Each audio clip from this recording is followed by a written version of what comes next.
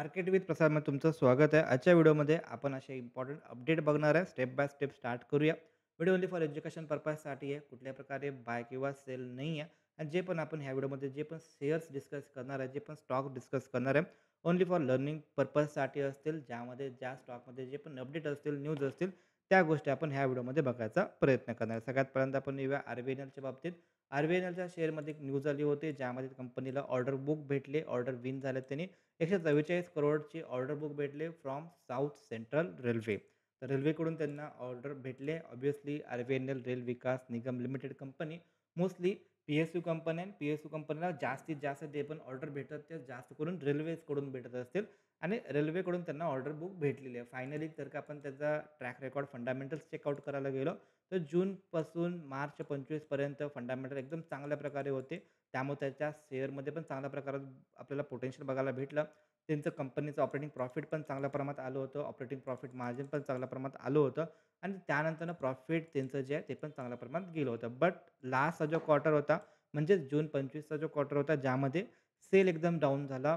Operating profit margin एकदमच कमी झालं. त्यानंतरनं ऑपरेटिंग प्रॉफिट मार्जिन पण एकदमच लो झालं आणि त्यानंतर त्याच्यामुळे त्यांचं जे प्रॉफिट बिफोर टॅक्स असेल किंवा प्रॉफिट असेल ते पण आपल्याला कमी बघायला भेटतं. ज्याचमुळं मार्केटमध्ये आर-बी-एन-एलचा जो आपण शेअर जर का आपण चेकआउट करायला गेला, तर बऱ्याच दिवसापासून त्याच्यामध्ये थोडंसं कन्सॉलिडेशन फेज बघायला भेटते. त्यानंतरनं जर का थोडंसं आपण अपडेट बघायला गेलो, शेअर होल्डिंग पॅटर्नमध्ये बघायला गेलो, तर एफ-आयजकडून पण त्याच्यामध्ये सेलिंग बघायला भेटते. एफ-आयनी पण जास्त करून त्यांचं जे स्टॉक असतील, माल असेल ते विकला आहे आणि डी-आयएसमध्ये पण जास्त काही नाही आहे चेंजेस. थोडंसं 1% 0.10 सॉरी 6.38 होता त्यानंतर 6.39 झाला आहे. म्हणजे 0.01 स्टेक त्यांनी इन्क्रीज केला आहे. बाकी एफ-आयज सॉरी पब्लिककडे जास्त प्रमाणात स्टेक आला आहे. तर ज्यावेळी पण हा सिनारिओ होतो ज्यामध्ये एफ-आयज एक्झिट करतात किंवा डी-आयएस मोठ्या प्रमाणामध्येच त्या स्टॉकमधून बाहेर पडतात. तर त्यांना काहीतरी अपडेट असते, काहीतरी इन्फॉर्मेशन असते त्या कंपनी रिलेटेड.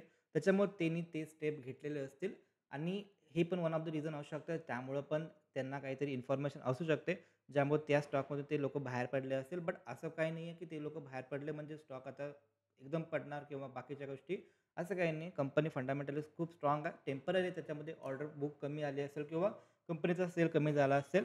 बट त्याच्यामुळं थोडीफार शॉर्ट टर्ममध्ये रिएक्शन आपल्याला बघायला भेटेल definitely. But as a long term कंपनीचं फंडामेंटल बाकीच्या गोष्टी चांगल्या होत्या. ओके. बट आता आपण बघूया आपण डायरेक्टली सेकंड अपडेट आला आपल्याला माझगाव डॉक शिपबिल्डिंगकडून.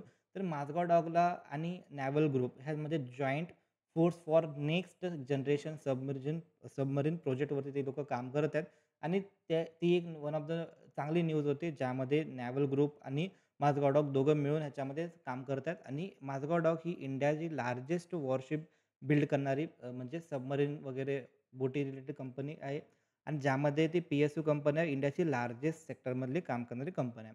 तर ही एक अपडेट होता. हा एक अपडेट आपल्याला बघण्यासारखा होता. त्यानंतर सगळ्यात नेक्स्ट मूव्हमेंट होती. नेक्स्ट अपडेट जो होता, ज्यामध्ये आय-डी-एफ-सी फर्स्ट बँक ह्यांच्याकडून आपल्याला एक अपडेट आला होता. आज जर का आपण बघायला गेलो याच्यामध्ये, तर आय-डी-एफ-सी फर्स्ट बँकचे क्वार्टरचे रिझल्ट लागले होते. ॲक्चुअली फ्रायडेच्या आसपास लागले असतील.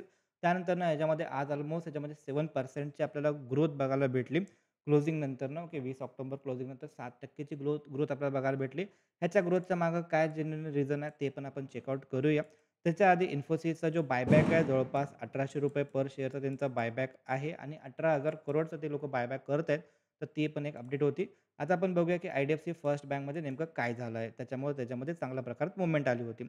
आय-डी-एफ-सी फर्स्ट बँकचं जर का आपण मार्केट कॅपिटल बघायला गेलो तर ऑलमोस्ट 62,687 करोडचं मार्केट कॅपिटल आहे आणि स्टॉकचा जो पी आहे, जो की ट्रेड करतो इंडस्ट्रियल पीईसोबत जर का आपण कंपॅरिझन करायला गेलो, तर प्राईस टू अर्निंग ओके जवळपास ह्याच्यामध्ये स्टॉकचा पी 43.6 समथिंग आहे आणि इंडस्ट्रियलचा पी ओके इंडस्ट्रियल पी बघायला पाहिजे. बट इंडस्ट्रियलचा पी इथं आहे 13 ओके तर थोडासा महागात दिसते आपल्याला ही कंपनी.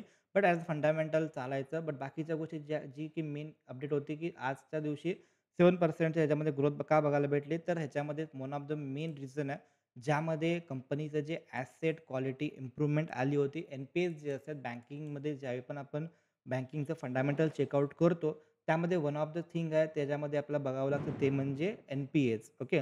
Non performing asset. तर जेवढे एन-पी-एस कमी असतील तेवढं कंपनीसाठी एकदम चांगलं आहे. त्याच्यामध्ये त्यांचं जे बॅड लोन असतील किंवा पुअर लोन असतील, जे की त्यांच्याकडून वसूल नाही होणार आहे, अशा काइंड ऑफ लोन जेवढे कमीत कमी असतील तेवढं चांगलं असतं बँकिंग सेक्टरसाठी.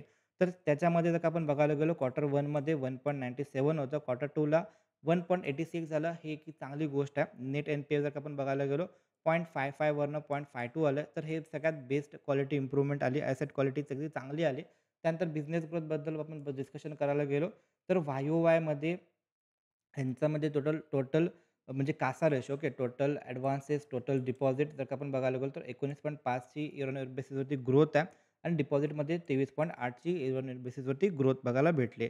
आता याच्यामध्ये IDFC first bank Q2 result net profit त्यांचे अल्मोस्ट 76% ने जंप झालेत. त्यानंतर स्ट्राँग लोन ग्रोथ पण ह्याच्यामध्ये आली. कासा रेशो पण ह्याच्यामध्ये चांगल्या प्रकारे आला होता. तर हे सगळे वन ऑफ द चांगले-चांगले गोष्टी होत्या ज्याच्यामुळं आयडीएफसी फर्स्ट बँकमध्ये आपल्याला चांगल्या प्रकारे मोमेंटम बघायला मिळालं होतं आणि मॅनेजमेंट कॉमेंट्री पण चांगली आली आणि त्यांच्याकडून असे चांगले चांगले अपडेट आले, जेणेकरून अपकमिंग क्वार्टरमध्ये पण मे बी त्यांचे रिझल्ट चांगले येतील. अशा प्रकारे जर का काही गोष्टी त्यांना जर का भेटल्या असेल, मार्केटला ते आवडलं आहे, त्याच्यामुळे मार्केटने त्याला थम्स दिलं आहे. ओके. तर असे जर का तुम्हाला अपडेट पाहिजे असेल, तर डेफिनेटली चॅनलला सबस्क्राईब करू शकता आणि जर का व्हिडिओ आवडला असेल, तर डेफिनेटली लाईक करायला विसरू नका.